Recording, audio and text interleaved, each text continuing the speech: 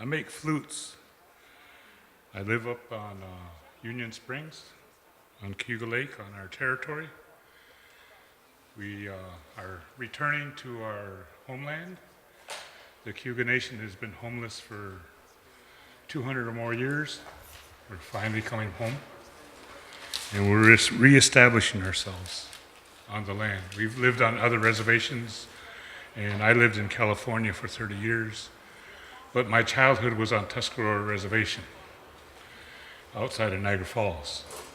So my memory of my childhood goes back to playing outside, playing in the streams, ice skating in the wintertime, all throughout the swamps, and just having a good time outside. So when I heard the flutes, the cording flutes, I heard animals and birds in it. And I started making flutes in '81. And as I started to make music, I had to think of something to focus on when I was playing. And so what I did is I heard the sound of the birds and the animals.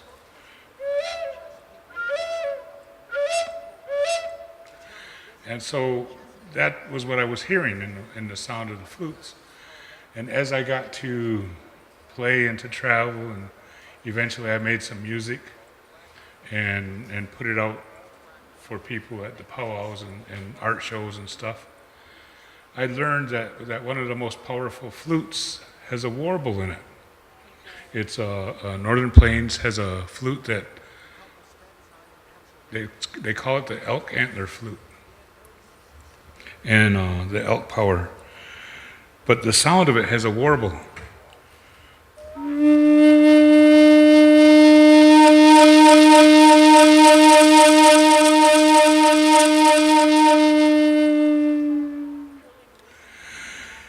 So when I play that, the sound that I hear is a bubbling artesian well, way in the deep well. Walk down the stairs, go get the water, and come back. I'm taught as a child that we're caretakers of the earth, and everything we do to the earth, we affect. What we do for a living affects the natural world.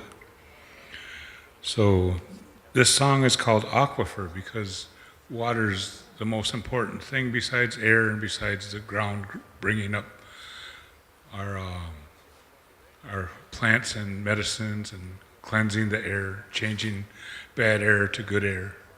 All those things that we exist on in the natural world are very important, and water is what makes all of that go around. One time I was waiting for an interview over by Iroquois Wildlife Swamps, just north of Tonawanda Indian Reservation by Akron, New York. And I'm waiting, and there's puddles on the ground. And what I saw was an oil sheen from somebody's car on the water. And you could see the ripples of the air going by and making indentations on the puddle.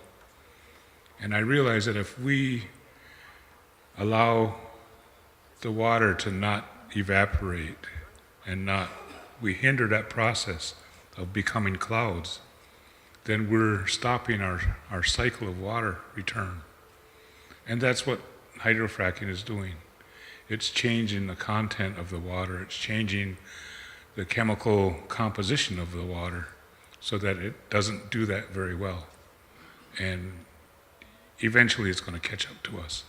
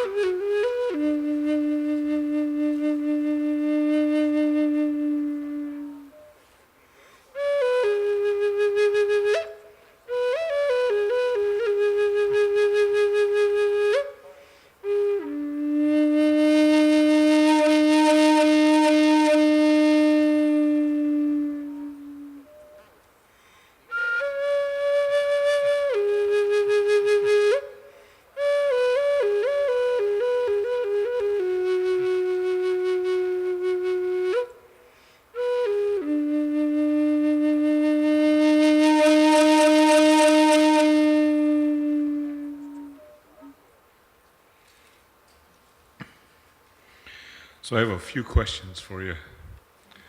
I've been following hydrofracking since I heard about it. I've been saving all the magazines, articles on it. Still trying to put it on a website. I work for the Haudenosaunee Environmental Task Force.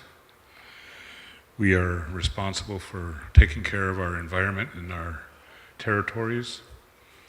I also work with the National Tribal Operations Committee for the EPA. There's 10 regions in the EPA, and I'm Region 2's representative for Indian Nations. So I sit on the national board in Washington, D.C., and we travel all over the country.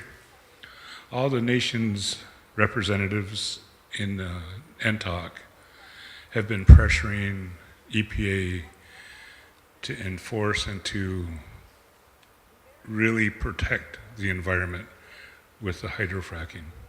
All of them. We've all said that. We keep pushing for that. Every meeting is on our agendas on how we can help and how we can change what's going on. Because the one question I have is that if you can't use hydrofracking fluids in the ocean, what makes people think we can use it on land? When they put the pressure on the ground and on the water to frack the shale, all the abandoned wells that we don't know of will have an access to the upper aquifers, the upper levels of water. Because we can't control, even today, a secure casement all the way down to the water levels that they're trying to, the gas levels that they're trying to get. So that's the biggest thing, is that if you can't use it in the ocean, why are we using it on land?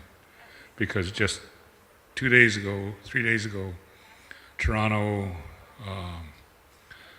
the Waterloo Record had an article saying that the world's oceans are in danger of collapsing because of the damage we've done to the land, to the water. So what we exist on affects our lives, our kids' lives, and their kids' lives. So, thank you.